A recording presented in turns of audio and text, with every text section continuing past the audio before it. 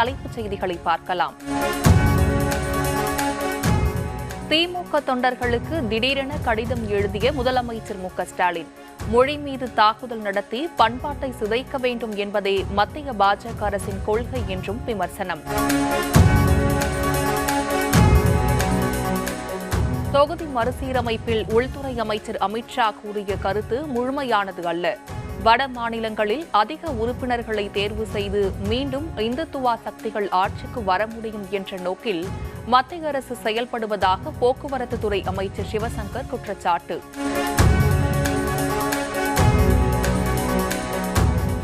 செந்தில் பாலாஜிக்கு எதிரான கூடுதல் குற்றப்பத்திரிகைகளை ஒரே வழக்கில் இணைத்து சிறப்பு நீதிமன்றம் பிறப்பித்த உத்தரவு. சிறப்பு நீதிமன்ற உத்தரவுக்கு உயர்நீதிமன்றம் தடை விதிக்க மறுப்பு.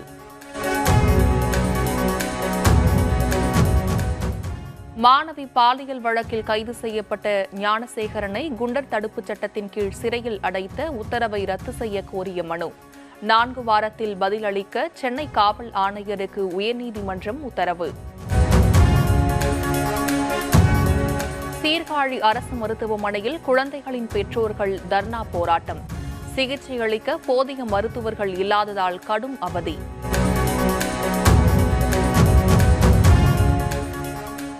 சென்னை நந்தனத்தில் உள்ள பிரபல ரியல் எஸ்டேட் நிறுவனத்தில் 3வது நாளாக வருமான வரித்துறையினர் சோதனை. 9 பேர் கொண்ட அதிகாரிகள் குழு நிறுவன அதிகாரிகளிடம் தனித்தனியாக விசாரணை. சிவகங்கை அருகே தனியார் ஆம்புலன்ஸ் பள்ளத்தில் கவிழ்ந்து விபத்து.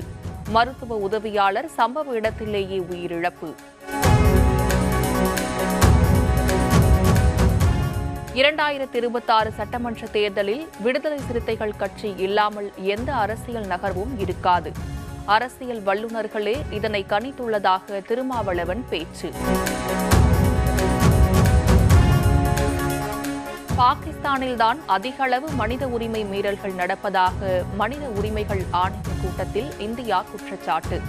இந்தியாவிற்கு பாடம் எடுக்க வேண்டிய இடத்தில் பாகிஸ்தான் இல்லை என்றும் பதிலடி. பிரயாக்ராஜில் நடைபெற்ற மகா கும்பமேளாவில் 65 கோடி பேர் புனித நீராடி உள்ளனர்.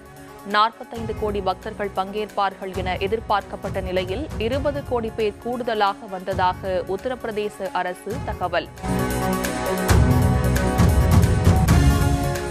மார்ச் 13ஆம் தேதிக்குள் தேவையற்ற அரசு ஊழியர்களை பணி நீக்கம் செய்ய வேண்டும். அரசுக்கு பெருமளவில் நஷ்டம் ஏற்படுவதாக அமெரிக்க அதிபர் டொனால்டு டிரம்ப் உத்தரவு. இஸ்ரேல் ஹமாஸ் போர் நிறுத்த ஒப்பந்தத்தின் இறுதிக்கட்டம். 4 இஸ்ரேல் பிணை கைதிகளின் உடல்களை ஒப்படைத்தது ஹமாஸ் அமைப்பு.